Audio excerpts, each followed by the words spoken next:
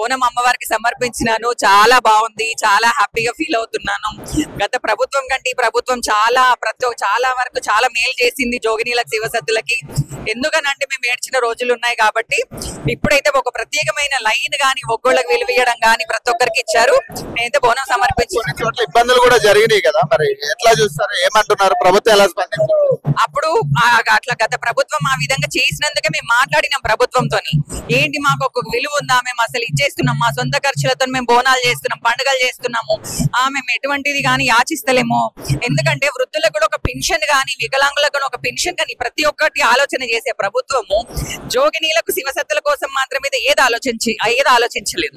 కాబట్టి మేమందరం ఒక దగ్గర సమావేశం అయితే ఎండోమెంట్ గానీ, పోలీస్ కమిషనర్ గానీ వాళ్ళు మాకు ఒక టైం ఇచ్చారు. మొన్న ఎండోమెంట్ డిపార్ట్మెంట్ లో మీటింగ్ చేసాం. వాళ్ళు మాకు మా మొర విన్నారు, మేము ఎన్ని బాధలు పడుతున్నాం అవన్నీ విన్నారు. విన్న తర్వాత ఇప్పుడు మాకు ఒక మంచి ప్లాట్ఫామ్ ఇచ్చారు. చాలా హ్యాపీగా, చాలా చాలా అంటే చాలా బాగున్నాయని చెప్పుకోవాలి. ఎందుకంటే లాస్ట్ పోయిన ప్రభుత్వం కనంటే అప్పుడు కూడా ప్రభుత్వంతో ఇదే విన్నవించుకున్నాము, ఇప్పుడు కూడా విన్నవించుకున్నాం. కానీ ఈ ప్రభుత్వం విత్ ఇన్ స్పాట్ లో మాకు ఒక ప్లాట్ఫామ్ ఇచ్చేసింది. కొన్ని ఇబ్బందులు జరిగినాయి కదా, మరి ఇప్పుడు వాళ్ళు అన్నారు ఎందుకనంటే మనం ఒక ఏంటనంటే ఇంట్లో ఒక అక్క, చెల్లి, తమ్ముడు అందరు ఉంటారు. వాళ్ళు ఏ విధంగా అయితే గొడవ పడతారో మళ్ళీ మనం నెక్స్ట్ డే వరకల్లా మనం కలిసిపోతాం కదా, ఈ విధంగానే మనం అందరం కలిసిపోవాలి. పోలీసు వాళ్ళని మాత్రం శత్రువులాగా చూడకండి, ఫ్రెండ్లీ పోలీస్ లాగా చూడండి అని అన్నారు. మేము కూడా మా ఫ్యామిలీ లాగా, మా అన్నలాగా చూసాం పోలీసు వాళ్ళని. వాళ్ళు కూడా మాకు ఒక మంచి వే ఇచ్చారు. మరి ఈ సందర్భంగా ఏం కోరుకున్నారు?